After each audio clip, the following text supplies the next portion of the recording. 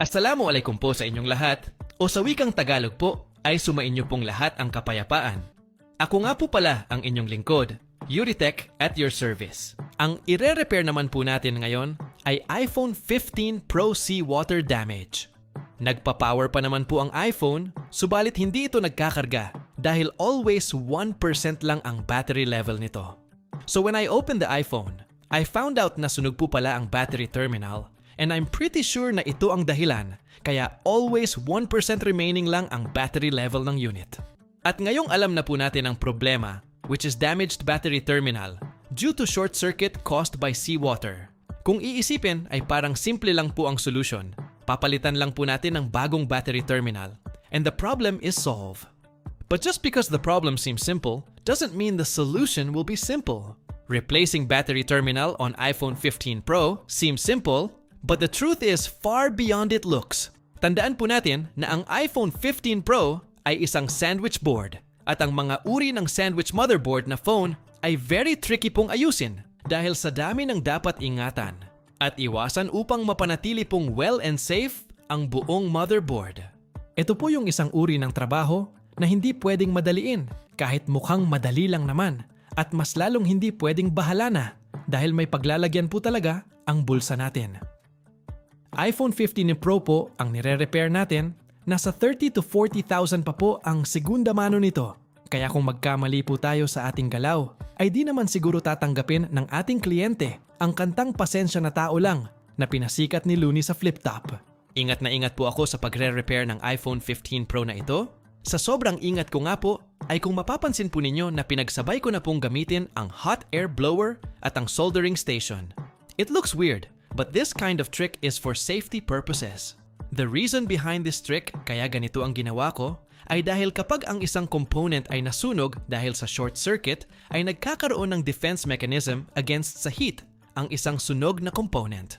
Tulad halimbawa po dito sa ginagawa kong battery terminal, dahil po sa sunog ay nagmelt ang plastic sa battery terminal, dahilan para makarbonize ang plastic, at dahil din po sa sunog ay nangitim ang mga metal parts sa battery terminal dahil sa produkto ng oxidation.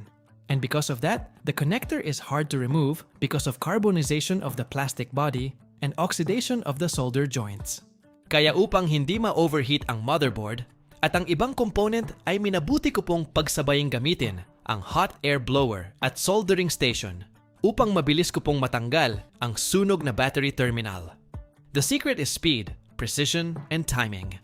Without knowing this, or by ignoring these hidden factors, we may end up damaging the motherboard.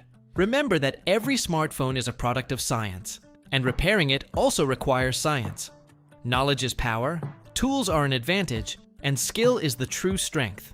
After ko pong matanggal ang sunog na battery terminal at malinisan ng maayos ang vicinity ng area, ay ginagrind ko naman po ang mga pads ng pagkakapitan ng battery terminal upang matanggal ang mga itim sa pads na resulta ng oxidation.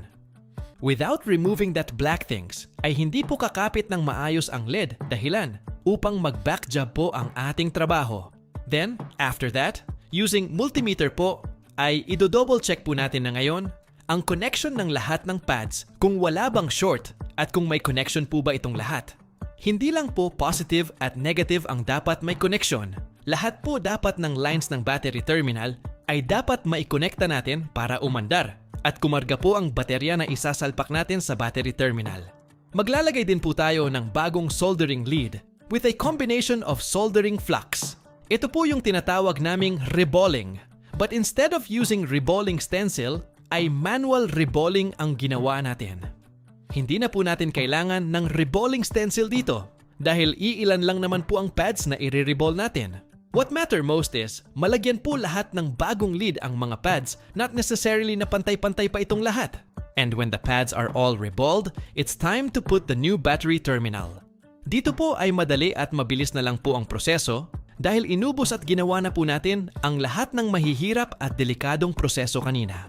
Finally, clean the area, double-check the all connections on battery terminal, then if all is well, assemble the iPhone and let our client do the rest. Habang ina-assemble po natin ang iPhone, ay shoutout time po muna tayo mga boss.